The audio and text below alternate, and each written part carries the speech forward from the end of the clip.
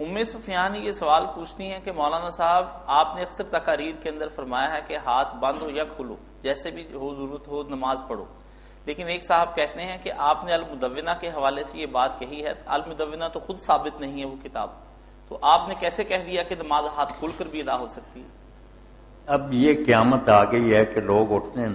اور ایک کتاب جو اس گروہ کے نزدیک بالکل متواتر ہوتی ہے اور سارا دار و مدار اس مسئلے کا اسی پر اس کو ہی کہہ دیتے ہیں صاحب نے، جیسے امام ابو حنیفہ رحمۃ اللہ کی فقہ یہ حضرات ہمارے اٹھتے ہیں نہیں یہ فقہ کی کتابیں سب جعلی، امام ابو حنیفہ کا کوئی نہیں مسئلہ، توبہ کرو، حنفی پاگل ہے، جن کا وہ امام ہے انہوں نے لکھی ہیں وہ کتابیں، اس پر ہی وہ سارے فتوے دیتے ہیں۔ المدونہ جو ہے نا یہ بیٹا مالکیوں کا مدار ہے، مالکی جو ہے نا ان کا سارا دین المدونہ ہے۔ یہ شاگرد جو تھے امام صاحب کے ابن القاسم وہ سوال کرتے گئے کہ امام صاحب یہ مسئلہ سوال جواب ہے اور امام مالک اس کا جواب دیتے گئے، وہ ہے المدونہ، اس کی شرح انہوں نے لکھی، سارے مالکی اس پر اعتماد کر رہے ہیں۔ میں اور آپ کہہ رہے ہیں کہ نہیں صاحب جیسے کیا ہوتا، جو اس مسلک والے مانتے ہیں نا، شیعہ جن کتابوں کو مانتے ہیں، حنفی مانتے ہیں، کسی کو حق نہیں کہا کہ یہ بناوٹی ہیں، وہ مسلک والے جانتے ہیں انہوں کے سارا دین اس پر قائم ہے، وہ فہم کھائی لیے پھرتے ہیں۔ اور جو ہے نا مصنف ابن ابی شیبہ جو امام بخاری سے بھی پہلے ان سب کے استاد ہیں، انہوں نے اس میں ایک فصل لکھی کہ ان لوگوں کا بیان جو ہاتھ لٹکا کر پڑھتے، عبداللہ بن زبیر ہے، ابو حنیفہ کے دادا استاد نخعی ہیں، سعید بن مسیب مدینہ میں، جو چوٹی کے امام تھے نا ہمارے سارے شہروں میں 4 اماموں سے پہلے سب لٹکا کر پڑھتے، تو ہماری کتابوں میں ہم صرف اتنا کہہ دیتے ہیں کہ شکر ہے یار انہوں نے گناہ نہیں کہا، باندھنے کو ہاتھ خود نہیں باندھے، اتنی جان ہماری چھوٹ گئی، ورنہ اگر وہ کہہ دیتے ناجائز ہے، کام ہی خراب تھا سنیوں کا۔ سارے بڑے بڑے جو نا امام محمد ابن سیرین، سید ابن سب مانتے ہیں، اہل حدیث عالم دیکھتے ہیں کہ سب لٹکا کر نماز تو جی الاستذکار ابن عبد البر کے اس میں سب کے التمہید دیکھیں۔ امام مالک کہتے ہیں المستنکہ ایک کتاب ہے حنبلی مسلک والوں، اس میں پھر جو مسلک بیان ہوئے ہیں لوگوں کو اس میں لکھا، امام مالک سے پوچھا کہ آپ کیوں نہیں ہاتھ باندھتے؟ انہوں نے کہا مدینے میں نے کسی کو باندھتے دیکھا، رسول اللہ اس شہر میں رہے ہیں، بعد میں خلیفہ رہے ہیں، مسجد نبی میں کوئی نہیں باندھ، یہ دلیل دی ہے انہوں نے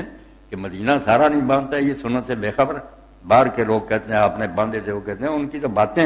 اس شہر میں آپ رہے، تو اس لیے یہ اتنا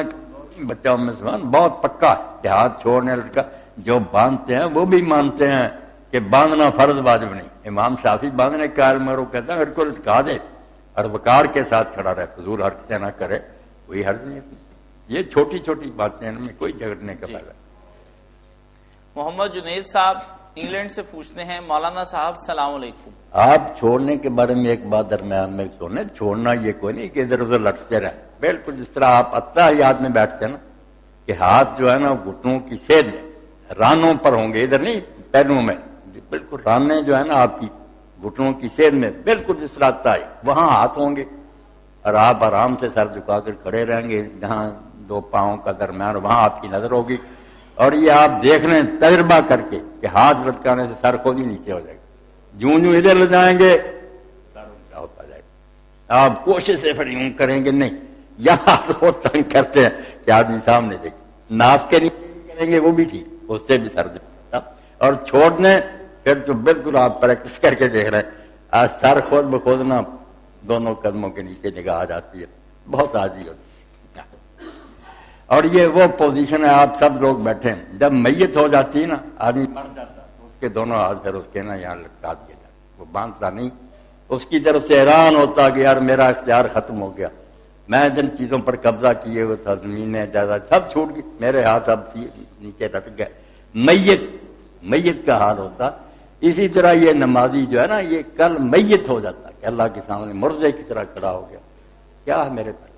اس سے چھوٹی بات نہیں، جن لوگوں نے ہاتھ سے لٹکایا وہ چھوٹے تھے، بڑے بڑے امام